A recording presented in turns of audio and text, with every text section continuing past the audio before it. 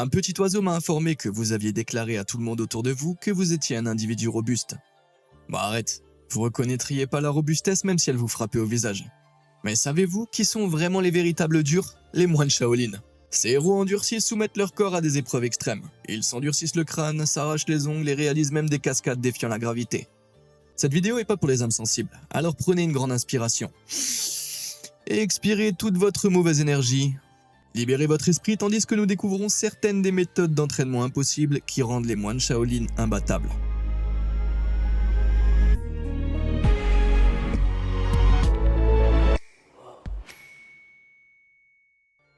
École Shaolin. Avant d'entrer dans le vif du sujet, il est préférable de comprendre qui sont réellement les moines Shaolin. À ma grande surprise, le temple Shaolin n'a pas été fondé par Rizza, Odibi et les autres membres du Wu-Tang Clan. Non, ses origines remontent en réalité à 495 après Jésus-Christ, lorsque l'empereur Xiaowen ordonna la construction d'un monastère pour prêcher les enseignements de Batuo. Batuo était venu en Chine depuis l'Inde en 464 après Jésus-Christ pour diffuser le bouddhisme, et il est devenu le premier abbé ou moine supérieur du monastère.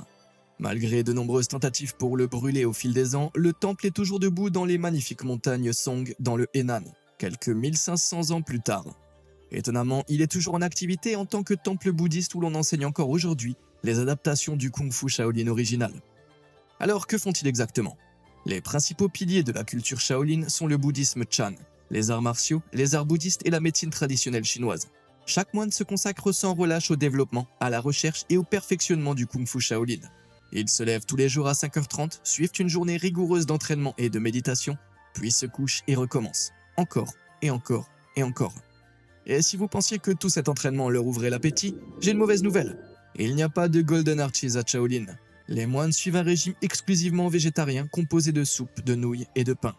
Mais si vous pensez que ces hommes sont une bande de garçons efféminés qui embrassent les arbres, je tiendrai pas de conclusion hâtive, vous n'avez encore rien vu. La voie du point. Très bien, on arrive maintenant à la partie intéressante que vous attendiez. À l'époque où Sensei Carl Douglas disait que tout le monde pratiquait le Kung Fu, était-ce vraiment le cas? Parce que si je pratiquais le Kung Fu dans un bar, je serais accusé d'un crime. Vous voyez, au début de Shaolin, 5 styles de combat uniques ont été mis au point pour aider les moines dans les combats au corps à corps. Chaque style s'inspirait d'un animal, le tigre, la grue, le léopard, le dragon et le serpent. Avant de penser que glisser sur le ventre comme un serpent vous permettrait de remporter des combats, détrompez-vous. L'objectif n'est pas d'imiter complètement l'animal, mais de capturer sa nature ou son tempérament. Ne crachez donc pas de feu dans une discothèque pour impressionner les personnes qui vous plaisent. À partir de ces styles originaux, d'innombrables autres styles inspirés d'animaux ont vu le jour. En réalité, il existe un pratiquant de Kung Fu quelque part qui incarne n'importe quel animal. Le Kung Fu ne consiste pas principalement à infliger à votre adversaire une défaite qu'il n'oubliera jamais. Ne vous inquiétez pas, ça viendra. Il s'agit de trouver l'harmonie entre votre soi intérieur et votre force extérieure, et de voir comment cela peut vous aider à vaincre un adversaire, quelle que soit sa taille. Ah, et il y a aussi cette petite chose. En plus du Kung Fu dans le cadre de leur formation de base, tous les moines aspirant à devenir maîtres doivent se spécialiser dans 2 armes. Maintenant, on peut discuter. Les moines Shaolin ont le choix entre 18 armes au total, réparties à parts égales entre les armes longues et les armes courtes. Parmi les armes courtes se trouvent des épées, des faucilles, des cannes et des haches. Parmi les armes longues se trouvent des fouets, des lances, des bâtons et des fourches. Ouais. Que vous soyez près ou loin, où que vous soyez, vous êtes toujours à leur portée. Cependant, il y a pire. Les moines grands maîtres doivent avoir une connaissance suffisante des 18 armes. Ouais, laissez-moi résumer. Les moines Shaolin sont formés de manière experte aux arts martiaux et aux armes mortelles. Eh bien, ces individus semblent dangereux, mais attendez, le meilleur reste à venir. On n'a fait qu'effleurer la surface de ce que ces êtres humains incroyables sont capables de faire.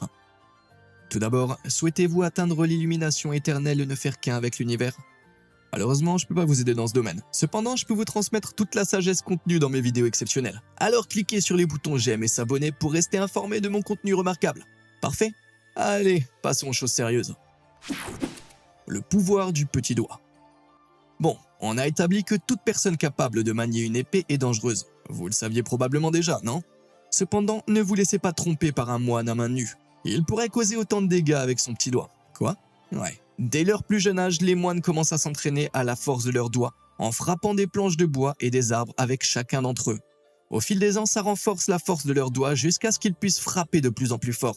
Finalement, chaque doigt devient assez puissant pour accomplir des exploits de force comme celui-ci.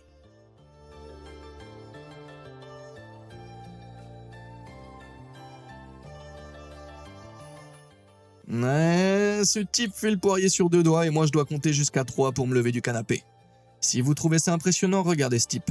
Ancien moine supérieur du temple Shaolin, Haideng a atteint un niveau de maîtrise inégalé dans cette discipline et pouvait supporter presque tout son poids sur un seul doigt. Ces dernières années, personne n'a réussi à égaler les prouesses de Haideng, mais ce n'est pas faute d'avoir essayé. Cet arbre du monastère Shaolin est criblé de trous, résultat des décennies d'entraînement des étudiants qui l'ont frappé avec leurs doigts. Ouais, pauvre arbre. D'autres s'entraînent en plaçant des briques sur leurs genoux et en se soulevant du sol. Ouais, je voudrais pas être ami Facebook avec l'un de ces puissants moines. S'il m'envoyait un poke, les serveurs seraient hors service pendant une semaine. Mais après tout, peut-être que de ne plus avoir de même mignon ne serait pas si mal. Bon, pas de banane s'il vous plaît, pas de banane. Le coup de grâce. Bon, tant que vous n'êtes pas frappé par ces guerriers wushu, tout va bien, n'est-ce pas? Eh ben, pas tout à fait. Si un moine Shaolin vous met la main dessus, même sans vous gifler, vous frapper ou vous donner un coup, eh bien, votre pauvre derrière sera quand même envoyé dans les 36 chambres de la douleur. Ils entraînent leur force de préhension de la manière la plus extrême que j'ai jamais vue. En tirant des clous rouillés d'une planche de bois. Ouais, bien sûr. Au total, 108 clous étaient enfoncés dans la planche, que l'élève doit retirer en utilisant son pouce, son majeur et son index. Et nous savons à quel point ces doigts sont précieux. De plus, la rouille des clous provoque des cloques et des crevasses sur leur peau, ce qui rend la prise encore plus difficile. Ce n'est qu'une fois qu'ils ont retiré tous les clous que les moines commencent à entraîner leur annulaire et leur auriculaire. Le test final consiste à retirer, attendez la suite, 1000 clous enfoncés profondément dans le bois. Bordel, une fois cette épreuve terminée, c'est une mauvaise nouvelle pour les adversaires potentiels. Les doigts des moines sont entraînés si incroyablement fort que s'ils vous attraperaient, vous ne pourrez plus vous dégager. Et en plus de ça, ils sont formés de manière experte pour trouver les nerfs vulnérables et sensibles de votre corps. Alors protégez votre cou. Sinon, ils vous feront pleurer par terre avant que vous ayez le temps de dire promesse. Qui a lâché les chiens? Vous savez donc maintenant qu'il est inévitable d'être vaincu par un moine Shaolin. Mais qu'en est-il lorsqu'ils vous font réellement souffrir? Vous comprenez? Eh bien, ces petits cochons sont allés au marché et ont rapporté un pack de 6 méchants. Les nouveaux moines en formation entraînent leurs pieds chaque matin en donnant des coups de pied dans des cailloux sur le sol, pieds nus. Ouais. Imaginez que vous vous cogniez tous les orteils encore et encore. Avec le temps, les muscles de leurs pieds se développent et ils sont capables de donner des coups de pied dans des pierres plus grosses et plus loin. Les moines les plus expérimentés viennent à donner des coups de pied dans des véritables rochers. Vous commencez probablement à voir le schéma se dessiner, non? La plupart de ces méthodes d'entraînement Shaolin sont très simples au départ, mais en s'entraînant tous les jours, ces actions simples deviennent extrêmement puissantes. C'est ainsi que les moines transforment leur corps en arme redoutable. S'ils sont capables de frapper un rocher à n'importe quelle distance, je n'ose imaginer où est-ce qu'ils pourraient envoyer mon petit derrière. Ce serait comme frapper un ballon de football depuis un gratte-ciel. Coup à la tête. En général, recevoir un coup à la tête n'est pas recommandé. De nombreux sports de contact prennent enfin conscience des dangers causés par les coups à la tête et mettent en place des stratégies pour éviter les blessures graves à long terme. Cependant, ce type de comportement n'a pas sa place au temple Shaolin. Les élèves renforcent leur crâne en enveloppant leur tête dans de la soie et en la cognant contre des murs de briques. Au fil du temps, à force de répéter cet exercice douloureux, ils s'y habituent et la soie peut être retirée progressivement, couche par couche. Finalement, le crâne tout entier est suffisamment solide pour heurter le mur sans aucune protection. Vous voyez, les chocs répétés provoquent la formation de minuscules fragments d'os appelés microfractures, qui se détachent des couches externes plus fragiles du crâne. Ces fragments sont ensuite digérés par de minuscules cellules appelées ostéoclastes. Lorsque de nouvelles cellules apparaissent à la surface de l'os, elles sont minéralisées par les ostéoclastes, qui aident les os à repousser en devenant très durs. Plus ce processus se répète, plus l'os devient solide. Et les moines font cela sur toute leur tête, renforçant leurs tempes, leur bouche et même leurs orbites, jusqu'à ce que tous leurs os soient aussi solides que du fer. Ouais, bordel, ça a l'air douloureux. Après des années de pratique, leur tête devient suffisamment dure pour briser d'épais blocs de glace, réaliser ceci, et même dormir debout sur la tête. Tant mieux pour eux, perso, je peux pas dormir sans ma tisane et le côté froid de mon oreiller. Une force incroyable. Je pensais que pratiquer le bouddhisme consistait à ne faire qu'un avec la nature. Cependant, les moines Shaolin malmènent régulièrement un ou deux arbres afin de devenir plus forts. On apprend aux jeunes disciples à s'enrouler autour d'un jeune arbre et à essayer de l'arracher du sol. Cependant, c'est plus difficile qu'il n'y paraît. Et à leur jeune âge, on ne s'attend pas à ce qu'ils soient assez forts pour y parvenir. Pas de problème. Il suffit de leur laisser quelques années et ils deviendront plus forts, n'est-ce pas? Eh ben, c'est pas si simple. À mesure que le jeune moine grandit, l'arbre grandit avec lui. Au fil des années, l'élève développe une force physique considérable au niveau de la poitrine, des bras, du ventre et du dos. Et un jour, il sera capable de secouer le tronc avec suffisamment de force pour faire tomber quelques feuilles. Puis finalement, Le moine deviendra si fort qu'il pourra déraciner l'arbre entier. Certains adeptes dévoués de Shaolin auraient apparemment réussi à déraciner des arbres pesant plus de 350 kilos. Incroyable, non? C'est comme faire un suplex à un grizzly. Et n'oubliez pas qu'ils ont passé des années à travailler sur ce même arbre sans même le faire bouger. Je suppose qu'au final, ce qui est bon pour le moine ne l'est pas autant pour le tronc. Mais c'est pas la seule façon arbre-tastique dont les moines combattent l'écorce. Regardez cet incroyable exploit de souplesse réalisé par ces deux initiés. Ouais, je savais même pas qu'il était possible d'adopter cette position. En commençant à s'entraîner à la souplesse dès leur plus jeune âge, les moines plus âgés et plus rigides peuvent encore se plier comme cela. Voilà un bretzel orange souple. Aucune quantité de yoga pendant le confinement ne vous permettrait d'y parvenir. Et croyez-moi, j'ai passé de nombreuses heures épuisantes à essayer d'adopter cette position. No spill thrill. J'aimerais pouvoir développer un peu mes muscles des jambes. Hélas, je suis bâti comme un réfrigérateur posé sur deux pailles.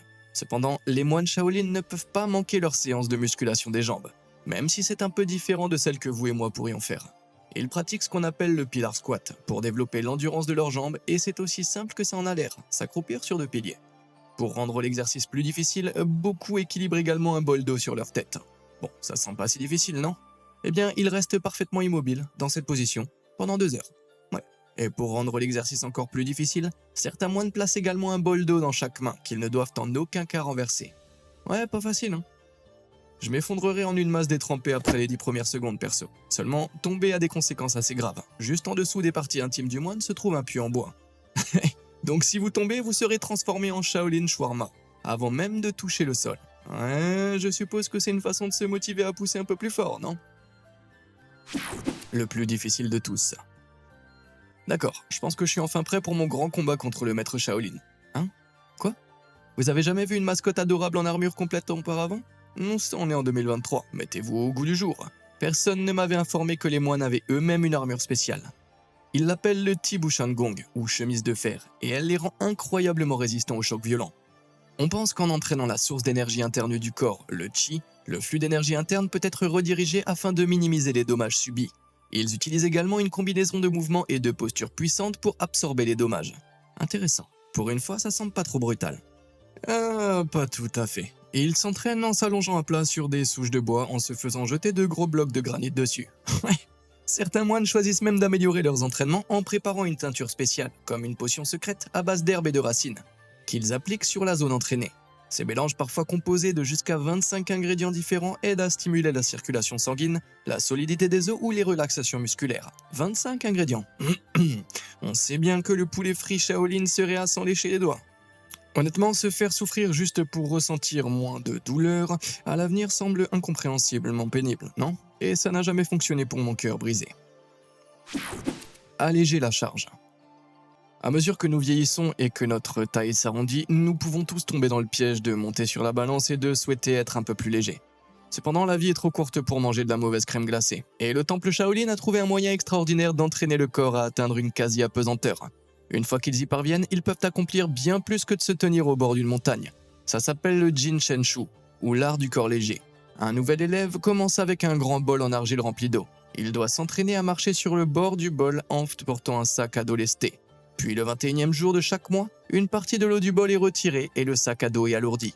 Au départ, le poids de l'eau contrebalance le poids de l'élève. Mais moins il y a d'eau dans le bol, plus le sac à dos est lourd, plus l'équilibre requis par le moine est important.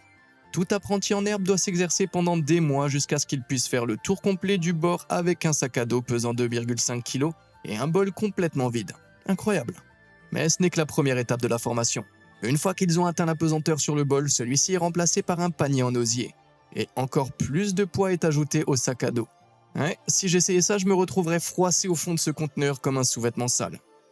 Le moine Chi Liliang a passé des années à maîtriser cette technique et en 2014, il a réalisé quelque chose d'extraordinaire.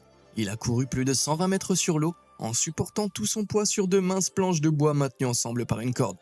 Ouais, ça n'est possible que si vous êtes vraiment rapide et que vous marchez incroyablement légèrement, afin que votre poids passe sur chaque planche avant qu'elle ne s'enfonce. Je suis impressionné. Et dire que l'autre jour, je suis tombé en râpant du fromage. Wall Walker. Parfois, je m'ennuie tellement que j'ai envie de grimper au mur. Malheureusement, je pense que c'est le plus près que je serai jamais d'être moine. Je veux dire, ils peuvent littéralement grimper au mur. Qu'est-ce que c'est que ça? La gravité?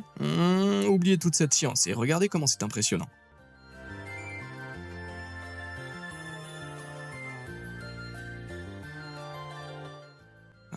Ce garçon volait. Cette technique s'appelle à juste titre marcher sur un mur. Et comme vous venez de le voir, elle permet aux moines d'escalader n'importe quelle surface verticale avec facilité.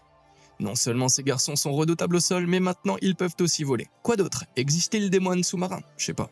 Ce que je sais, c'est comment ils s'entraînent pour avoir un saut vertical supérieur à celui de la plupart des joueurs de la NBA. Les moines attachent des poids en fer à leurs jambes et à leurs bras avant de courir vers un mur. Le placement des pieds est primordial pour atteindre la plus grande hauteur possible.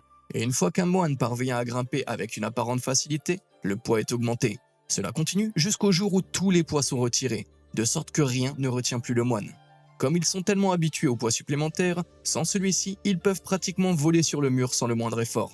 J'aimerais bien pouvoir faire ça. Walmart a placé toutes mes collations préférées sur l'étagère du haut, où je ne peux pas les atteindre. Lézard bondissant. Je viens de vous expliquer comment les moines escaladent les murs. Mais que se passerait-il s'ils pouvaient y adhérer comme de la colle? Ça semble être un pas de trop, non? Je vous laisse en juger par vous-même. Il existe des rumeurs concernant une technique très difficile que même les moines les plus expérimentés ont du mal à maîtriser. Elle porte plusieurs noms. Le lézard grimpe au mur, le tableau suspendu ou escalader un mur. Mais ils ne désignent tous la même chose. Une fois maîtrisée, elle permet à un moine de se déplacer sur un mur dans n'importe quelle direction en utilisant uniquement ses coudes. Ça semble difficile et ça l'est. On estime que seules 2 ou 3 personnes sur 100 qui commencent à acquérir les mouvements de base parviennent à maîtriser cette chose pleinement. On dit qu'en appuyant son dos contre le mur et en serrant ses coudes vers le bas, l'élève peut soulever son propre corps du sol et le maintenir dans cette position. Et vous connaissez la chanson, plus on s'entraîne, plus on devient fort. Finalement, un moine sera capable de se déplacer en utilisant uniquement la force de ses coudes, se tortillant comme le ferait un lézard. Faut que je vois ça.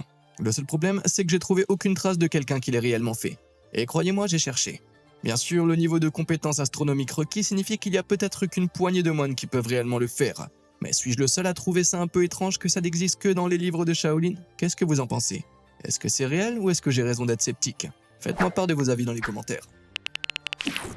Comédien Chandup. Bon nombre des exploits incroyables réalisés par les élèves de Shaolin semblent impossibles, mais c'est pour ça qu'on les admire, non? Cependant, il y en a un en particulier qui me semble vraiment impossible. L'histoire raconte, il y a quelque temps, au début de sa formation de moine, Shietsi a suspendu un poids lourd à une branche d'arbre surplombant un chemin qu'il empruntait tous les jours. Chaque fois qu'il y passait, il donnait un coup de poing dans les poids avec son doigt pour le faire balancer. Les jours devinrent des mois, puis des années, mais Chi continua à pousser le poids de plus en plus loin jusqu'à ce que ses doigts effleurent à peine la surface. À mesure qu'il devenait plus fort, le poids se balançait de plus en plus fort, et même si Chi le touchait à peine, jusqu'au jour où il ne toucha plus du tout. Mais incroyablement, le poids continua à se balancer. Ouais, cet homme devait avoir des super pouvoirs. Chi commença à perfectionner ce coup fantôme, connu sous le nom de doigt de Chan. En méditant dans une cour et en frappant des doigts vers des bougies allumées, au début, les flammes vacillaient simplement, mais avec suffisamment de pratique, il parvint à les éteindre complètement à une distance de 3 mètres. Vraiment? L'histoire raconte ensuite que Chi voyagea à travers la Chine, visitant tous les monastères qu'il pouvait et affrontant tous ses adversaires dignes de nom dans un combat. Personne ne pouvait le vaincre. La rumeur disait qu'il pouvait causer de graves dommages internes à ses adversaires simplement en pointant son doigt vers eux. Bon, quelle absurdité. Je sais que certains moines peuvent accomplir des choses incroyables, mais ce que cet homme prétend avoir fait est littéralement impossible. Pour qui il se prend? L'avatar? La seule façon dont il pourrait me faire mal à l'intérieur sans me toucher, c'est en me faisant rire. La force de l'acier. Bon, messieurs, dames, préparez-vous. Cette dernière méthode d'entraînement est particulièrement intense. Je n'ai jamais étudié les arts martiaux, cependant, je connais un style de combat efficace si mes adversaires provoquent des troubles. Ce n'est pas le karaté, c'est pas non plus le MMA. Et il s'agit de frapper mon adversaire dans les parties et de m'enfuir. Honnêtement, ça m'a sorti de plus de situations délicates que ces chaussures taille 42 ne voudront bien l'admettre. Cependant, parmi les 72 arts Shaolin, certains maîtres suivent la voie de l'illumination en choisissant activement de se faire frapper à plusieurs reprises dans... vous savez quoi. Sérieusement, ça s'appelle l'art de la cigale dorée. Et une partie importante de cet art consiste apparemment à entraîner le corps à vivre sans anxiété. Étrange, je pense que je serais beaucoup plus anxieux si je devais m'inquiéter de recevoir des coups dans les parties toutes les 5 minutes. Écoutez, je suis pas psychologue clinicien, mais si vous souffrez d'anxiété, c'est pas la solution. Point final. Quoi qu'il en soit, en apprenant à contrôler les flux d'énergie autour du corps, le moine commence par se tapoter légèrement avec la paume de la main, avant de passer progressivement à des coups de plus en plus forts. De nombreux étudiants de Shaolin passent des années à s'entraîner dehors en frappant un arbre, tandis que d'autres choisissent de s'asseoir à l'intérieur pour frapper autre chose. J'espère que le Nirvana en vaut la peine, car je vois pas ce qu'il y a de pire. Sur cette note qui donne le tournis, nous arrivons à la fin de la vidéo. Laquelle de ces forces surhumaines de Shaolin avez-vous préférée? Faites-le moi savoir dans les commentaires ci-dessous. Et il y en a une que je suis pas prêt d'oublier. Comme d'habitude et jusqu'à la prochaine fois, merci de nous avoir suivis.